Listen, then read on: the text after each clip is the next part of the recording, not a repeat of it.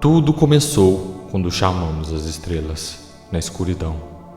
Nós nos sentimos tão pequenos, caindo em um vasto vazio enquanto nos agarramos ao nosso mundo e sem uma única razão para isso. Estávamos curiosos, sim, mas acho que estávamos terrivelmente assustados. E éramos jovens, muito jovens. Éramos crianças e, como uma criança solitária e perdida, fizemos a única coisa em que podíamos pensar para parar. Fizemos o que pensávamos que deveríamos fazer para que o universo fizesse sentido. Pedimos ajuda. Por anos, examinamos o céu em busca de um sinal. Enviamos sinais para as estrelas na escuridão além. Estamos sozinhos? Mas o céu estava calmo, sempre tão quieto, deixando-nos com nossas próprias criações. Mas o choro das crianças nunca para, e nem o nosso. Enviamos sinais para todos os cantos do espaço, década após década. Nós nos recusamos a acreditar que não há ninguém lá fora. Eles tinham que estar lá. No entanto, por alguma razão desconhecida, eles nunca nos responderam. Mas todo mundo se lembra de quando tudo isso mudou. Eles acham que a resposta foi para a mensagem de Arecibo de 1974. A resposta à mensagem de Arecibo foi recebida há 3 meses atrás, em 2 partes distintas. A primeira parte da mensagem foi recebida no observatório da rádio Hatch Creek, na Califórnia. O conjunto de telescópios Allen detectou o que parecia ser uma interferência estática que continuou por mais de 1 hora. Consistia em sons estridentes e ininteligíveis que continuaram sem pausa durante toda a hora. O significado dessa mensagem nunca foi descoberto, se é que existia. A única coisa que sabíamos era que a origem do sinal vinha de algum lugar na constelação de Hércules, perto de Messier 13. Assim que o sinal parou, a mensagem real começou. Fizemos contato naquele dia e nos fizeram uma pergunta: quem está aí? Não veio pelos rádios, mas como uma voz dentro de todas as nossas cabeças. Fez a pergunta para todos nós. Eu ouvi, minha esposa ouviu, os jovens ouviram e os velhos ouviram, até mesmo os surdos ouviram. Todos, em todos os lugares, ouviram essa voz sussurrar essa pergunta em suas cabeças, em todas as línguas da terra. Lembro-me quase muito claramente. Ele perguntou naquela voz familiar, mas indescritível, que está sempre lá em minha mente. Foi como se um dos meus próprios pensamentos tivesse desviado e decidido falar diretamente comigo. O mundo parecia parar enquanto todos ouviam o que viria a seguir. Onde estão vocês? A questão pesada parecia persistir em nossas mentes por horas depois. Então por dias, então por semanas. Mas esse dia tudo mudou. Houve os que duvidaram desde o início, e os santos que afirmavam que Deus havia falado a todos nós e que o tempo de arrependimento era agora. Houve aqueles que alegaram que não ouviram nada, e aqueles que alegaram que os aliens lhes haviam dado suas próprias mensagens secretas. E é claro, havia aqueles que realmente acreditavam que havíamos sido contatados pela primeira vez por uma raça extraterrestre como nós. Pronto para se comunicar, pronto para nos conduzir para fora da escuridão. Nós estávamos errados. Nunca fizemos contato com vida alienígena, pelo menos nada compreensível ou discernível para a compreensão humana. As estrelas são vastas e, em sua vastidão, nossas vozes tocaram os ouvidos de algo verdadeiramente incompreensível. Algo faminto e malévolo. A voz. Percebemos nosso erro quando o chão começou a gemer. Sob nossos pés, em todos os lugares, o chão parecia gemer. Os sons abafados sacudiram a poeira e terra abaixo de nós. Ninguém sabia o que estava causando isso, pelo menos não até os sons começarem. Os cemitérios estavam gritando. De repente, os mortos começaram a gritar. Cada homem, mulher e criança falecido estava revirando em seus túmulos. Todos os animais também o fizeram. Cada cachorro, cada gato, tudo que já existiu nessa terra. Os gritos das baleias antigas sacudiram os mares, e o guincho estridente dos pássaros ecoou nas florestas. Os caixões tremeram e os necrotérios uivaram. As vozes pararam juntas, em um instante deixando o mundo inteiro em um silêncio amplificado. Na ausência deles, um novo som encheu o ar. A voz voltou. Eu ouço vocês. Veio como um sussurro por trás. Uma presença sinistra, mas estranhamente divertida, que parecia tão perto, mas na verdade ainda estava tão longe. Isso nos permitiu respirar um silêncio por 1 minuto antes de nos fazermos uma promessa.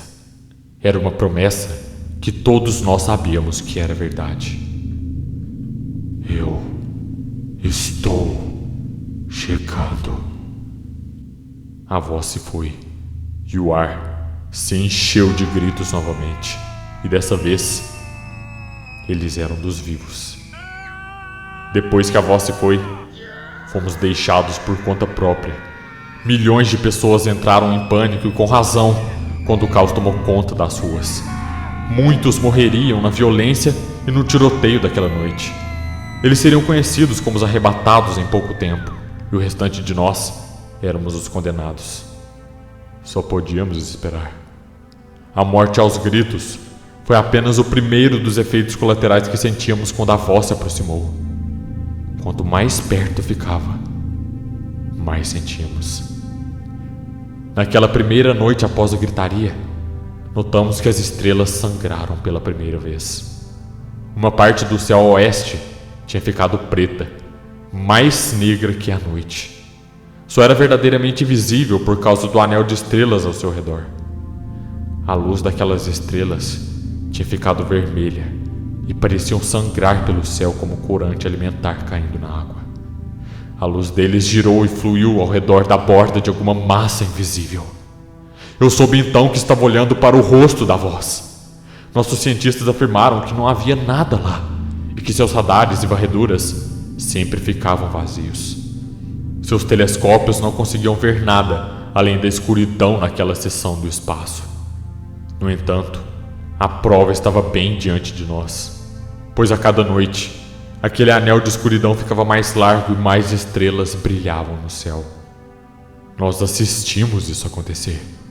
A cada noite que passava, a mancha negra aumentava e mais estrelas se distorciam e sangravam ao redor.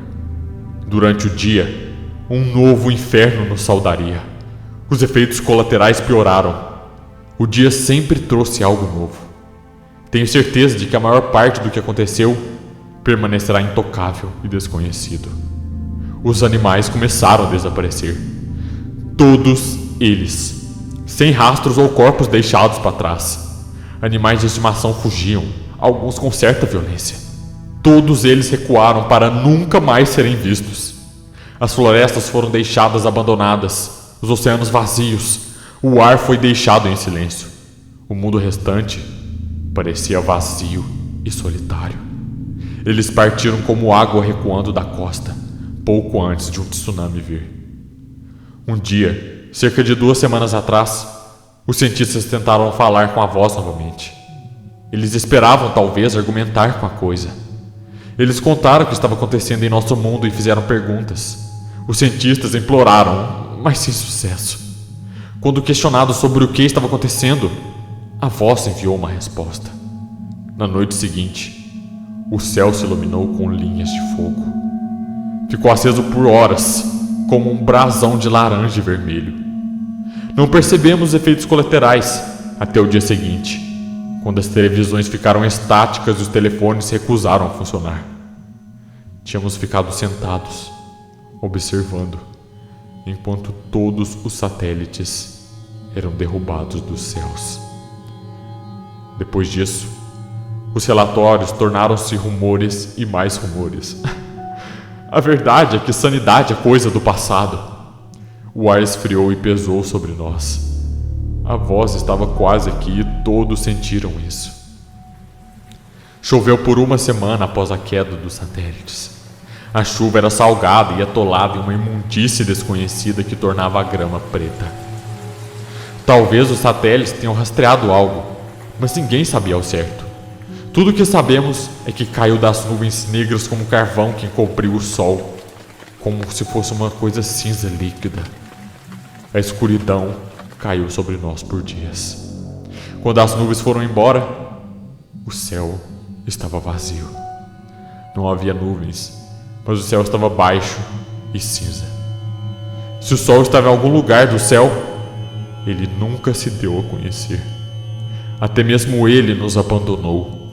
Cada dia foi ficando cada vez mais escuro e mais escuro, até que a noite e o dia se tornaram quase iguais.